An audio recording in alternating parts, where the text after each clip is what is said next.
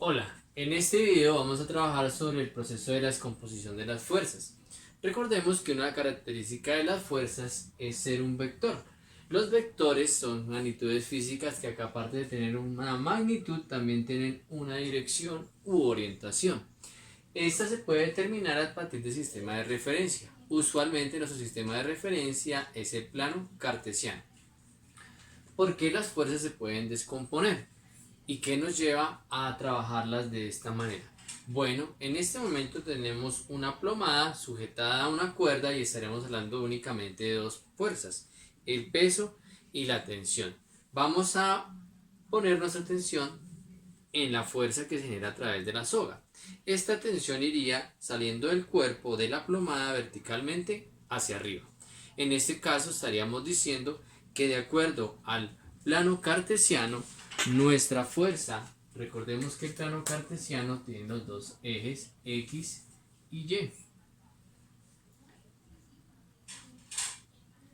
En este caso, nuestra tensión estaría actuando sobre el eje Y, es decir, paralela o lo que se denomina colineal al eje Y.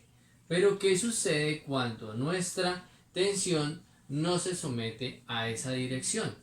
Y podría suceder que yo aplique una tensión en una dirección que no corresponde ni a la de Y ni a la de X, como observamos en este momento cuando tomo al marcador como punto de giro en la tensión. Como pueden observar, la tensión toma una dirección diferente a la del eje Y y a la del eje X. En este tipo de casos, en estas circunstancias, hablamos de que la fuerza tiene dos proyecciones. Una proyección en el eje X y otra proyección en el eje Y. Esas proyecciones son las que nos remiten a hablar de la descomposición de fuerzas. Descomponer una fuerza significa construir gráficamente y determinar matemáticamente el valor de sus proyecciones sobre los planos de la línea de X y la línea de Y. Para eso vamos a emplear esta fuerza de 9 newtons que está en esta dirección. Lo primero que debemos es trazar el plano de orientación cartesiano. Bien, vamos a construir ese plano de orientación.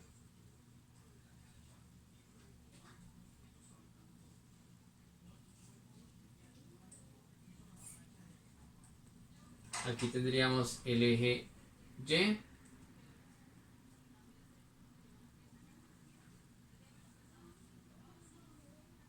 Aquí tendríamos nuestro eje X. ¿Ven? Nuestro eje Y y nuestro eje X. La dirección de esa fuerza de 9 newtons la podemos medir con el transportador.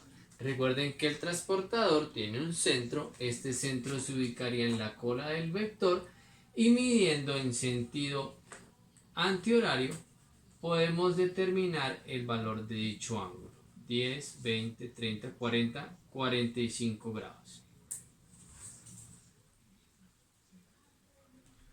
Nuestro vector tiene una dirección de 45 grados. El ángulo es fundamental, dado que vamos a primero a construir en la descomposición.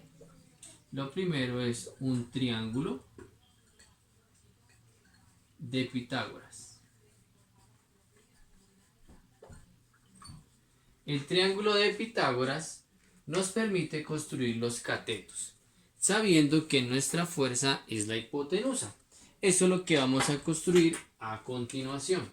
Entonces tenemos el cateto adyacente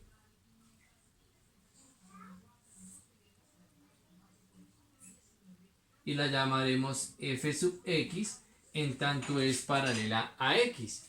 Y tendremos también la componente en y.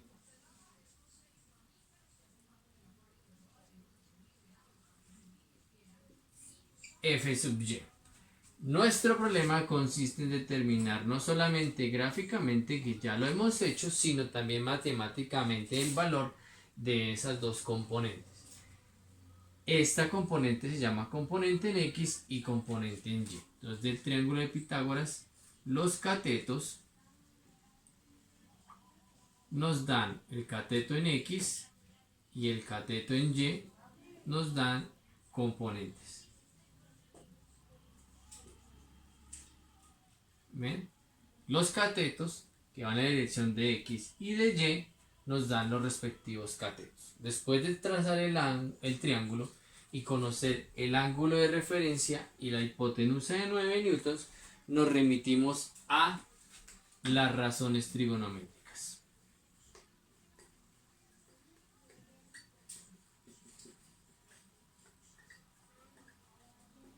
Las razones trigonométricas. Las razones trigonométricas que nos van a servir en este caso son la razón trigonométrica seno y la razón trigonométrica coseno. ¿Cómo están definidas estas razones trigonométricas? Recordemos que el seno nos relaciona el cateto opuesto con la hipotenusa. Cateto opuesto con hipotenusa. El cateto opuesto es aquel que no ayuda a formar el ángulo. Mientras que el coseno nos habla del cateto adyacente respecto a la hipotenusa. Adyacente en tanto es un lado o cateto que ayuda en la construcción de el triángulo y del ángulo. En este caso el de 45. Para nuestro caso en particular tendríamos que seno de 45 sería, de acuerdo al triángulo que está acá, cateto opuesto, componente en Y la hipotenusa, nuestra fuerza dada. ¿Qué pasaría con el coseno? Coseno de 45 grados sería cateto adyacente. El cateto adyacente estaría dado por la componente en X, en tanto ayuda a formar el ángulo de 45, y la hipotenusa, que sería la fuerza dada. Lo que nos corresponde ahora es hacer el despeje matemático de esta expresión. Entonces, nuestra componente en X, empezando por ella, sería lo siguiente. Esta fuerza está dividiendo y pasa a multiplicar, nos quedaría fuerza por coseno de 45, nos daría la componente en X o la componente adyacente. ¿Cuánto es la fuerza? La fuerza son 9 newtons. ¿Cuánto es el coseno de 45? En este momento nos remitimos al uso de la calculadora para llevar a cabo ese procedimiento.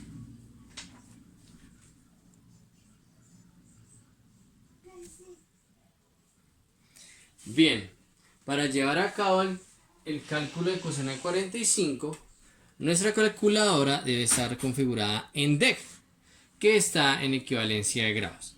Entonces decimos coseno de 45 es igual a 0.7071.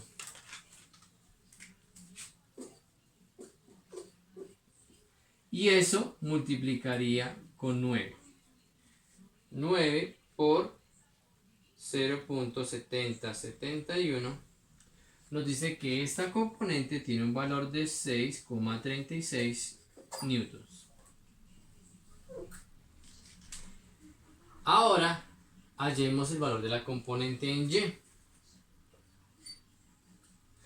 La componente en Y nos indicaría que para despejarla, la fuerza que está dividiendo pasaría a multiplicar a seno de 45. Entonces quedaría fuerza por seno de 45 grados. Nuestra fuerza son 9 newtons. Y el seno de 45, entonces sería sin 45, nos daría 0.7071. Por consecuencia, la componente en Y de nuestro ejercicio sería también 6,36 newtons. Esto se da porque el coseno de 45 es el ángulo donde las razones trigonométricas seno y coseno son iguales, y por lo tanto nos está expresando que las dos componentes, como podemos ver en el esquema, son las mismas. De esta manera podemos desarrollar la descomposición de una fuerza.